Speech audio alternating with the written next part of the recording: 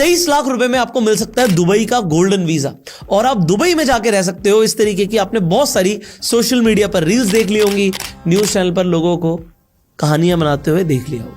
मैंने भी इस तरीके की पोस्ट देखी थी और पोस्ट देखने के बाद मुझे तो यकीन नहीं हुआ कि 23 लाख में कोई गोल्डन वीजा आपको मिलेगा। तो मैंने जाके रिसर्च किया और कोई भी ऑथेंटिक सोर्स से मुझे अपडेट नहीं मिली।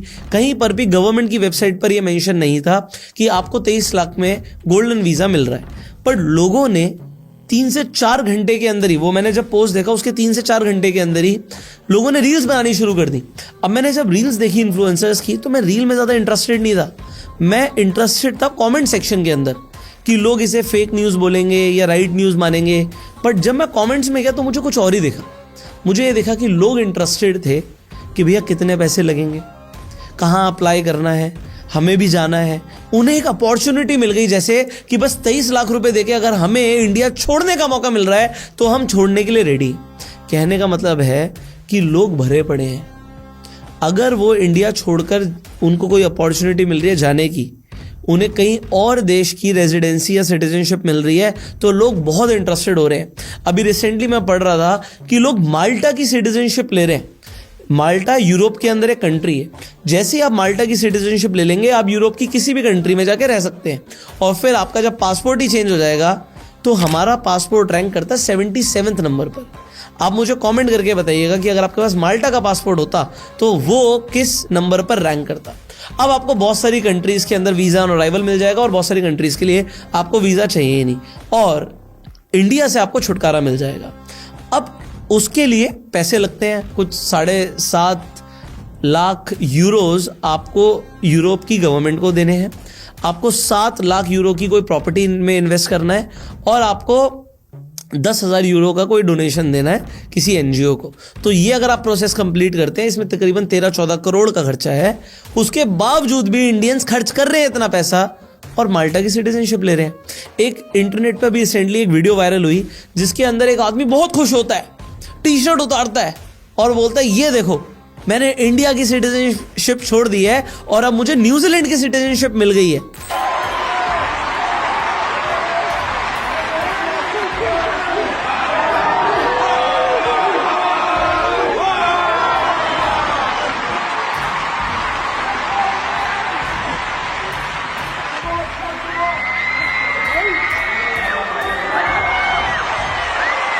अब न्यूजीलैंड की सिटीजनशिप मिलने पर वो आदमी अगेन खुश। अच्छा, मैं किस चीज़ में इंटरेस्टेड था? कमेंट सेक्शन में कि लोग क्या कह रहे हैं। अच्छा, लोग उसे प्रेज कर रहे हैं कि वाह यार, कॉन्ग्रेचुलेशंस, तुझे न्यूजीलैंड की सिटीजनशिप मिल गई।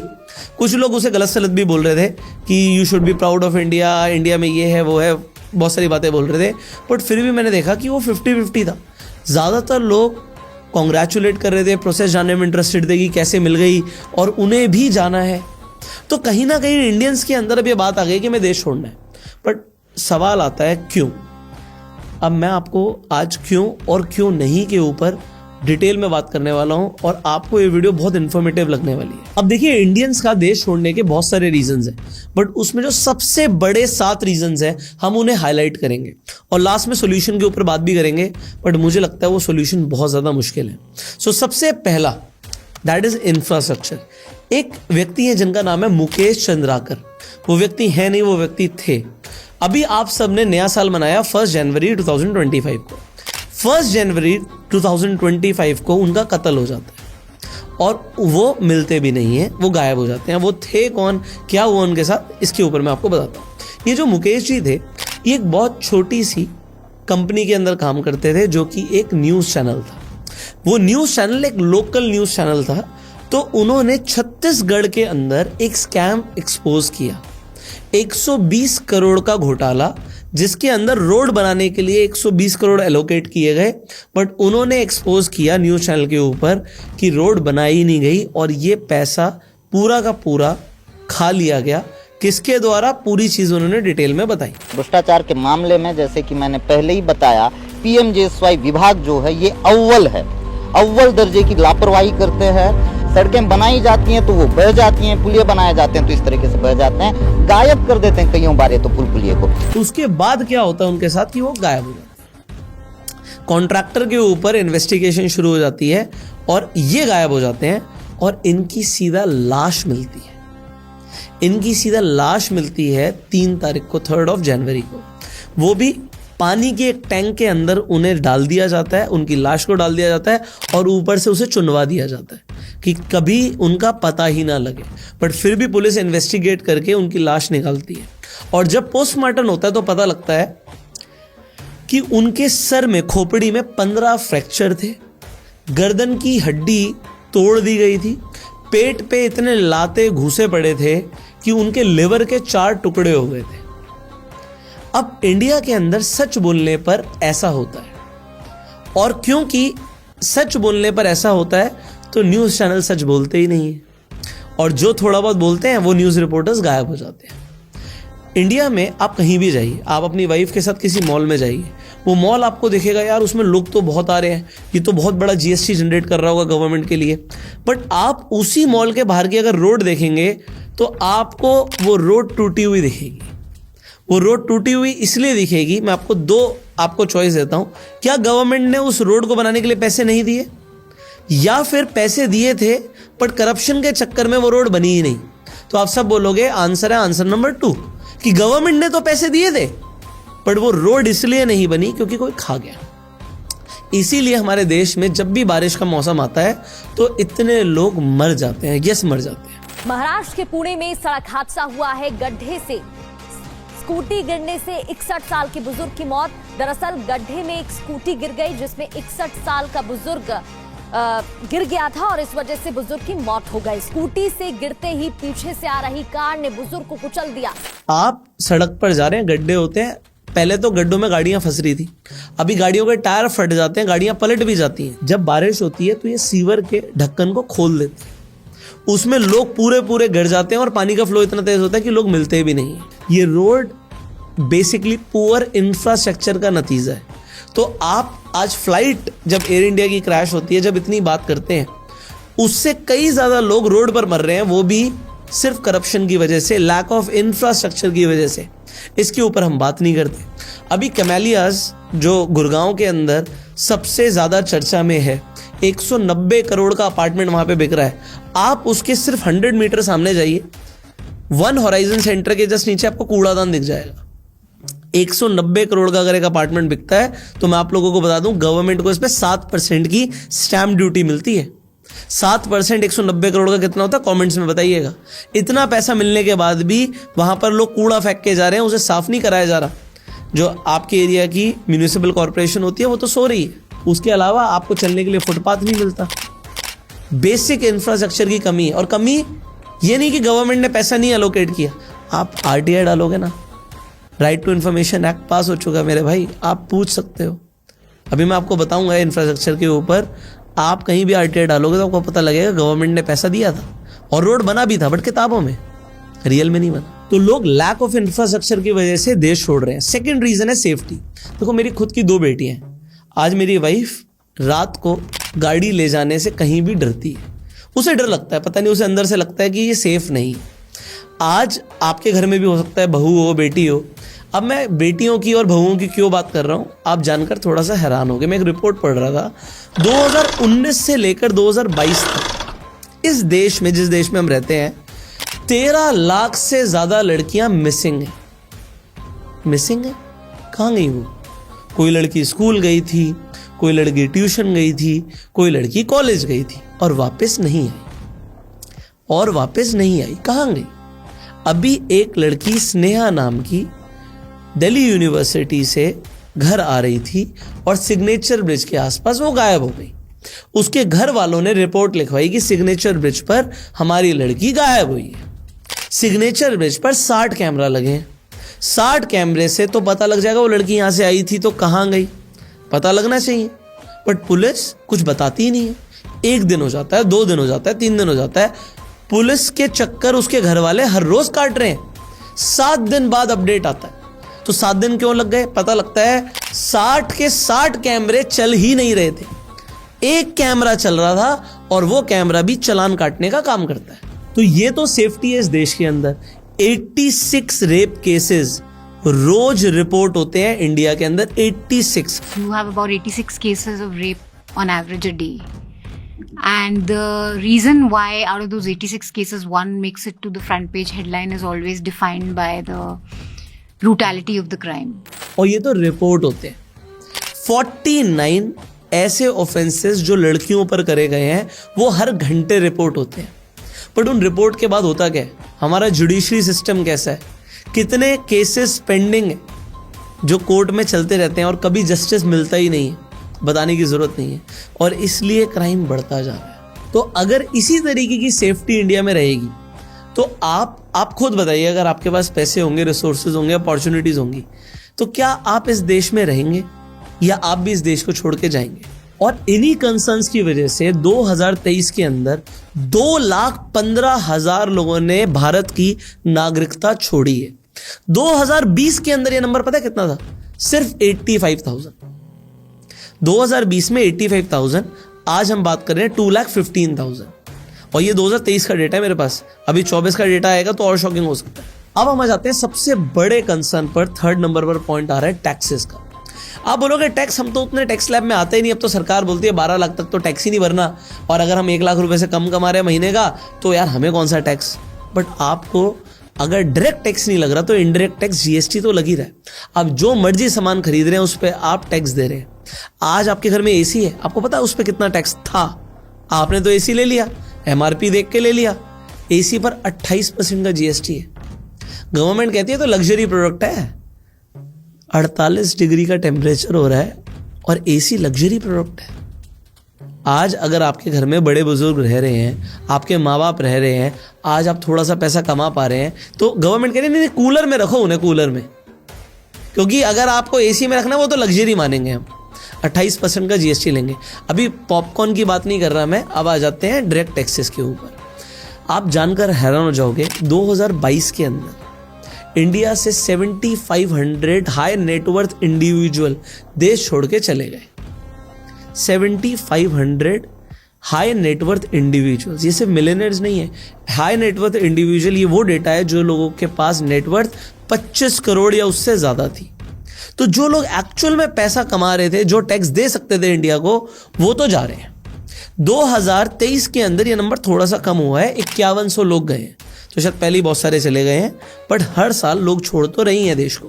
अब ये नंबर कम हुआ, आप कहोगे तो बड़ी अच्छी बात है, नंबर कम हुआ, बट आप ये भी जानकर हैरान हो जाओगे कि जो लोग इंडिया में अब बचे हैं, इंडिया में हमारे पास 140 करोड़ से ऊपर की आबादी है।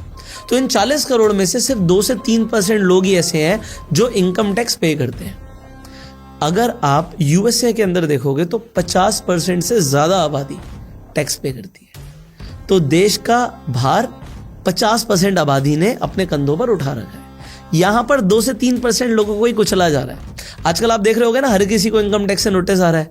कोई गोलगप्पे बेच रहा है, वो यूपीआई से पैसे ले रहा है तो उसे भी नोटिस आ रहा है। लेकिन एक पानी पूरी वाले को जीएसटी विभाग ने नोटिस जारी कर दिया और पूछा कि साल 2023-24 में आपने लाखों की कमाई की है। बट जो लोग मर्सिडीज खरीद रहे हैं केरल के अंदर, उन्हें नहीं आ रहा। मैंने केरल का एग्जांपल इसलिए दिया क्योंकि अभी न्यूज में आया कि एक आदमी ने मर्सिडीज खरीदी और कोई टैक्स नहीं दिया। क्यों नहीं दिया?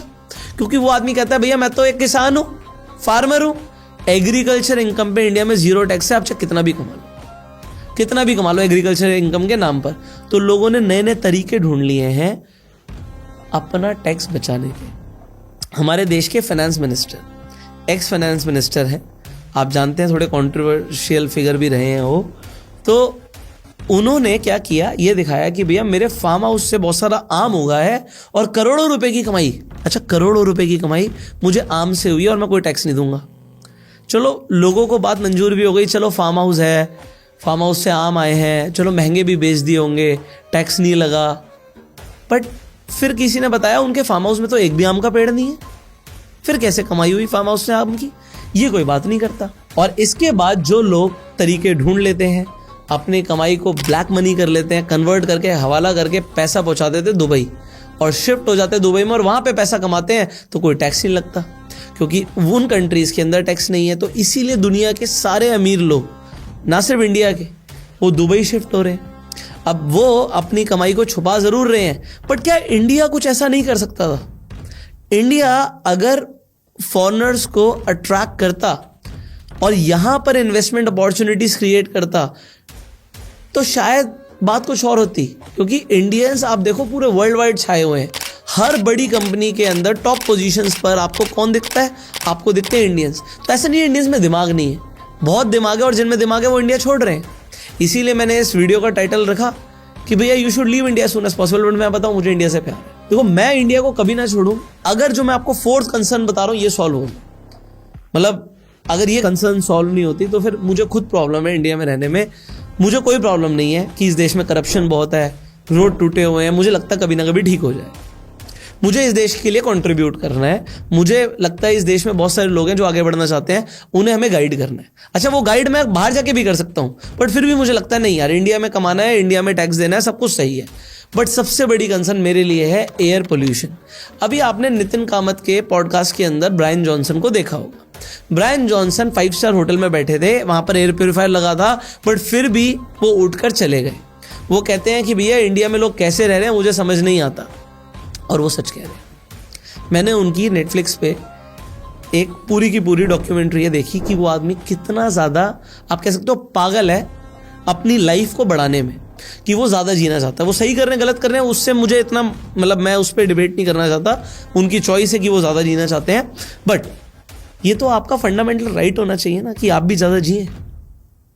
अगर AQI, जो अगर आप वर्ल्ड हेल्थ ऑर्गेनाइजेशन के हिसाब से चलोगे तो 50 के ऊपर जो भी AQI पहुंचता है वो लाइफ थ्रेटनिंग माना जाता है, ऐसा WHO बोलता है। हमारे यहाँ तो हर वक्त, अगर आप दिल्ली में रह रहे हो या नॉर्थ इंडिया में रह रहे हो, तो आपके यहाँ हर वक्त 200 प्लस चलता है। सिर्फ बरसात में ही कम आता है भाई, बरसात में बारिश हो जाती है तो कम हो जाता है, अदरवाइज 200 प्लस की तो हमें आदत पड़ गई है। और 300 भी होता है तो हम कहते हैं यार हाँ इतना तो हो ही जाता है। क्यों होता है? क्योंकि पराली जलती है। अब फार्मर्स, क्योंकि देखो इंडिया में वोट बैंक बहुत बड़ी चीज़ है, तो फार्मर्स को नाराज़ नहीं किया जा सकता, तो वो तो पराली जलाएंगे। अच्छा, मैं आपको बताऊं, बचपन में नहीं होता था ये। बचपन में जब फार्मर्स हाथ से पराली निकालते थे, जलाते नहीं थे, तब भी खेती होती थी। क्योंकि जब मैं छोटा था, मैं अपने चाचा के साथ बैठ के रात में ना छत पे चला जाता था, और मुझे तारे देखने का तो बहुत ही ज़्यादा शौक था। अच्छा, दिल्ली में आपने लास्ट टाइम तारे कब देखे थे मुझे ज़रूर बताइएगा। मैं बचपन में तारे देखता था, जो आसमान में कॉन्स्टेलेशंस बनते हैं ना, अलग अलग पैटर्न और शेप्स बनती हैं, तो वो स्टार्स की शेप्स में देखता था। अब तो एक आधा स्टार दिख जाए तो वो बहुत बड़ी बात होती है, वो भी प्लैनेट ही होता है। कहने का मतलब है पोल्यूशन लेवल इतने ज़्यादा है कि हम कैसे जी रहे हैं हमें पता नहीं। आज की रेट में, जैसे देखो आज आप पानी पीते हो ना, पोल्यूशन सिर्फ एयर का नहीं है, पानी का भी पोल्यूशन है। जो टैप वाटर आता है वो पी नहीं सकते। आप सबके घरों में RO या वाटर प्यूरीफायर लगे होंगे। क्यों? विदेश के अंदर आप यूरोप जाओ, US जाओ, विदेश में आप अलग अलग कंट्रीज जाते हो, तो लोग जो नल का पानी है वही पीते हैं, और वो सेफ होता है। जैसा आपका बिस्लरी का पानी है वैसा पानी आता है। तो ये गवर्नमेंट की रिस्पॉन्सिबिलिटी है कि आपको drinkable water they. But India के अंदर पानी के ऊपर हमें वाटर प्यूरीफायर अलग से खरीदना पड़ता है, उसकी AMC अलग से करानी पड़ती है। ये एक एक्स्ट्रा बर्डन हमें यहाँ पर अलग से पड़ रहा है। और फिर आज हवा इतनी गंदी है कि हर घर की ज़रूरत बन गई है एयर प्यूरीफायर। अच्छा, सरकार इस पर भी GST लेगी, क्योंकि ये तो लग्जरी है ना। हवा साफ एक लग्जरी है मेरे भाई। तो आप सोचो, एयर क्वालिटी, जिन लोगों को थोड़ी सी भी समझ है कि हमारे फेफड़े, हम स्मोकिंग नहीं कर रहे हैं तब भी खराब हो रहे हैं, तो क्यों ना देश छोड़ के जाए। ये फोर्थ कंसर्न मेरे लिए सबसे बड़ा कंसर्न है पर्सनल नोट पर। फिफ्थ कंसर्न आ जाता है फ्रीबीज। दिल्ली के अंदर वोट पाने के लिए बीजेपी ने क्या टेक्निक निकाली। आम आदमी पार्टी आया पावर में, क्योंकि उन्होंने फ्रीबीज बांटे, बिजली फ्री, पानी फ्री, हर किसी को पैसा मिलेगा, हर महिला को पैसा मिलेगा, तो आपका हक है ना। दिल्ली के सभी लोगों को एक साथ इस समस्या से, गलत बिलों की समस्या से छुटकारा दिलाने के लिए कि 30 नवंबर तक के जितने भी लोगों के बिल बकाए हैं वो सारे बिल माफ किए जाते हैं। LPSC सबका माफ किया जा रहा है 100%। जितने भी दिल्ली के लोग हैं, लेट पेमेंट सरचार्ज सब लोगों का माफ किया जा रहा है। पूरा लेट पेमेंट LPSC माफ करने के बाद जो बिल बचता है, बेसिक बिल, उसमें A और B कैटेगरी के लोगों का 25% माफ, C कैटेगरी के लोगों का 50% माफ, D कैटेगरी के लोगों का 75% माफ, E, F, G, H category के लोगों का 100% बकाया बिल। अब बीजेपी ने क्या बोला, अच्छा वो इतना दे रहे हैं हम और ज्यादा देंगे। अब दिल्ली भाजपा ने भी यहाँ की बहनों को हर महीने 2,500 रुपये जमा करने की गारंटी दे दी है। ये गारंटी पूरी होगी, ये मोदी की गारंटी है। तो फ्री में पैसा बांटो। पहले बीजेपी का ये नारा रहता था कि वो रेवड़ी नहीं बांटनी, फ्री की रेवड़ी नहीं बांटनी, और फिर वही फ्री की रेवड़ी बांटी गई। आजकल हमारे देश में मुफ्त की रेवड़ी बांटकर वोट बटोरने का कल्चर लाने की भरसक कोशिश हो रही है। ये रेवड़ी कल्चर देश के विकास के लिए बहुत घातक है।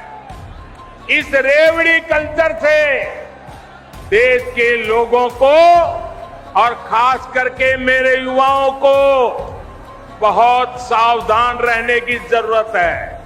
क्योंकि पॉलिटिक्स तो डर्टी है ही ना, बांटनी पड़ेगी। कौन दे रहा उसका पैसा? ये पॉलिटिशियन अपनी जेब से दे रहे हैं। आप अपनी मेहनत की कमाई के ऊपर टैक्स देते हो और वो पैसा बांटा जा रहा है, और सरकार उधार लेती है, लोन लेती है ये फ्री की रेवड़ी बांटने में। मैं आपको एक बात बता रहा हूं, आप एक कंट्री के बारे में पढ़िएगा, वेनेजुला। वो कंट्री के पास ऑयल था, ऑयल सप्लाई करती थी वो, उसके बावजूद उस देश का इतना बुरा हाल है कि आदमी आदमी को खा रहा है। अगर आप वहाँ के एयरपोर्ट पे पहुँच गए और एयरपोर्ट से बाहर निकले तो आपको लूट लेंगे, आपको मार डालेंगे। तो वहाँ पर ह्यूमन फ्लैश खाया जा रहा है, इंसानी मांस। क्यों? क्योंकि पैसा नहीं है उस देश में, क्योंकि वहाँ पर फ्री की रेवड़ी बहुत बांटी गई। सरकार ने पैसा दिया लोगों को और लोग अपाहिज बन गए।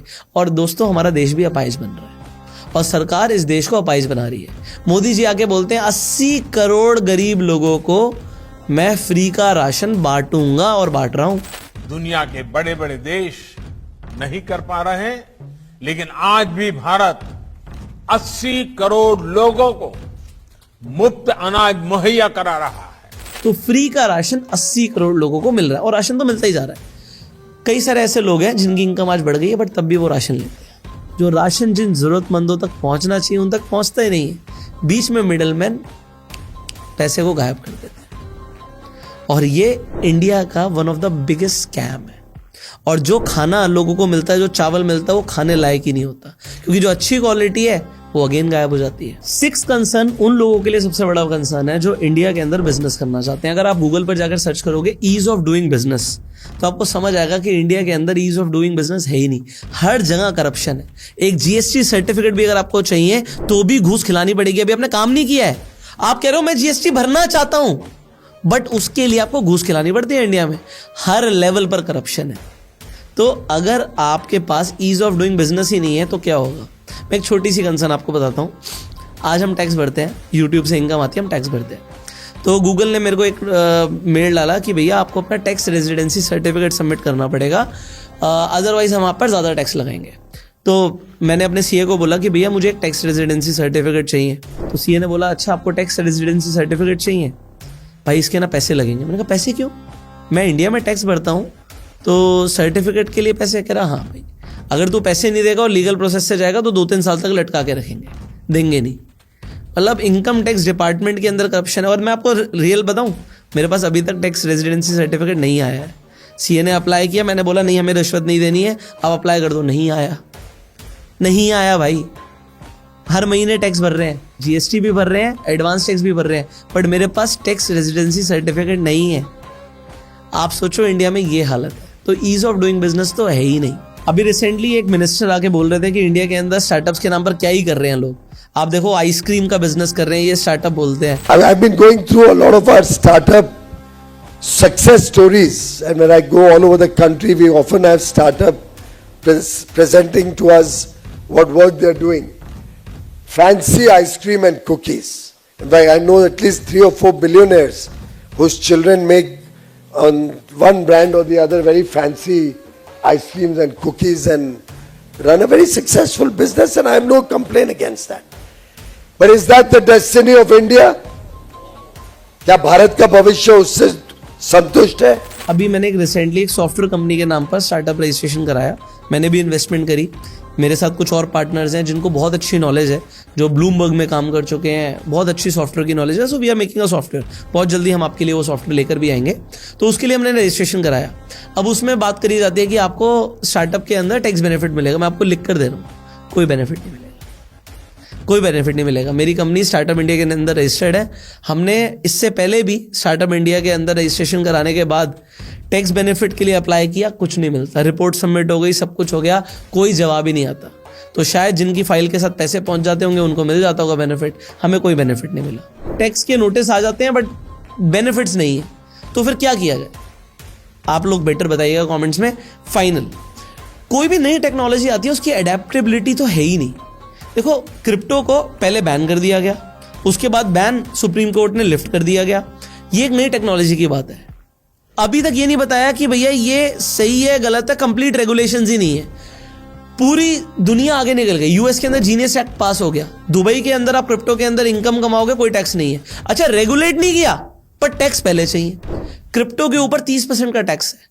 अब जो लोग क्रिप्टो से पैसे कमा रहे हैं वो लोग सोच रहे हैं भैया हम दुबई जाके कर लेते हैं काम। करेंसी की इतनी बढ़िया मार्केट चल रही थी, करेंसी मार्केट्स लीगल थी इंडिया के अंदर। मैं फॉरेक्स की बात नहीं कर रहा हूं, सिर्फ आप अपने डीमेट अकाउंट के अंदर करेंसी भी ट्रेड कर सकते थे। INR के साथ आप डॉलर का पेयर ट्रेड कर सकते थे, डॉलर टू JPY का पेयर ट्रेड कर सकते थे, USD टू यूरो का पेयर ट्रेड कर सकते थे। ये पूरी करेंसी मार्केट को हटा दिया गया। हो सकता है उसमें RBI के कुछ कंसर्न्स हो, मुझे उससे भी प्रॉब्लम नहीं है। बट एक चीज़ जो चल रही है जिसमें लोग काम कर रहे हैं, आप उसे रेगुलेट तो करो। और कोई भी नई टेक्नोलॉजी है उसमें आपका एडेप्शन रेट इतना स्लो है कि पूरी दुनिया जब एडेप्ट कर चुकी होती है उसके बाद हम बोलते हैं अच्छा ठीक है दुनिया में ऐसा कुछ हो रहा है तब देखेंगे, तो उसमें तो हम बहुत पीछे रह जाते हैं। अब मैं आपको यहां पर एक सोल्यूशन भी दे देता हूं। अगर आपको इंडिया के अंदर क्रिप्टो के अंदर इन्वेस्टमेंट करना है और आपको टैक्स नहीं देना है तो उसका एक लीगल तरीका है। मतलब अगर आप क्रिप्टो खरीदोगे और क्रिप्टो को बेचोगे तो 30% का टैक्स लगेगा, जो भी आपको प्रॉफिट होगा। आप डेल्टा एक्सचेंज इंडिया के प्लेटफॉर्म पर जाओगे तो उन्होंने अभी रिसेंटली एक नया फीचर लॉन्च किया है जिसका नाम है ट्रैकर्स। ट्रैकर्स के अंदर अगर आप बिटकॉइन को होल्ड करते हो और आपको बिटकॉइन में प्रॉफिट होता है तो आपको इनकम टैक्स 30% का नहीं लगेगा फ्लैट, क्योंकि यहां पर आपकी इनकम स्पेक्युलेटिव इनकम की कैटेगरी में जाती है। तो आपको आपके इनकम टैक्स स्लैब के अकॉर्डिंग टैक्स लगता है। तो अगर आपने इंटरनेट पर पढ़ी लिया, पॉलिटिशियन खुद बोल रहे हैं 12 लाख तक टैक्स नहीं है, तो उसके ऊपर के प्रॉफिट पे आपको अपने टैक्स स्लैब के अकॉर्डिंग टैक्स लगेगा और उसमें आप बिजनेस एक्सपेंसेस भी ले सकते हो। तो कहने का मतलब है कि आप लीगली टैक्स को बचा सकते हो। तो आपको इंडिया के अंदर टैक्स प्लानिंग करनी भी बहुत जरूरी है अगर आपको इंडिया में रह के ही पैसा कमाना है। टैक्स प्लानिंग बहुत ज़्यादा ज़रूरी चीज़ है। सिमिलरली जब मैंने डेल्टा एक्सचेंज की बात ही करी है तो डेल्टा एक्सचेंज के प्लेटफॉर्म पर आप क्रिप्टो के अंदर ट्रेडिंग भी कर सकते हो, फ्यूचर्स में भी, ऑप्शंस में भी। आप देखो स्टॉक मार्केट में उन्होंने क्या किया, लिक्विडिटी को खुद हटा रहे हैं, लॉट साइजेस बढ़ा दिए, डेली एक्सपायरी हटा दी, बोला कि रिटेलर का नुकसान हो रहा है। ये क्रीम 11 पर लोगों को नुकसान नहीं हो रहा क्या? ये पोकर गाजी चल रही है, गैम्बलिंग चल रही है ऑनलाइन, उसमें लोगों को नुकसान नहीं हो रहा, लोग हेलीकॉप्टर उड़ा रहे हैं, वो आप चला रहे हो, चल रहा है, उसे बैन नहीं कर रहे हो। आप देखो नेटफ्लिक्स पर आज की रेट में अगर आपने कोई मूवी चला दी तो आपको सोचना पड़ता है फैमिली के साथ देखूं या अकेले देखूं।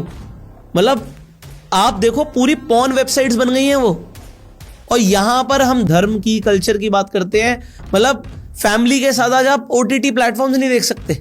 तो जो चीज गलत है इंडिया में वो हो रही है, और जिस चीज को सही ढंग से किया जा सकता है वहां पर इतनी रेगुलेशंस हैं कि हम काम ही नहीं कर सकते।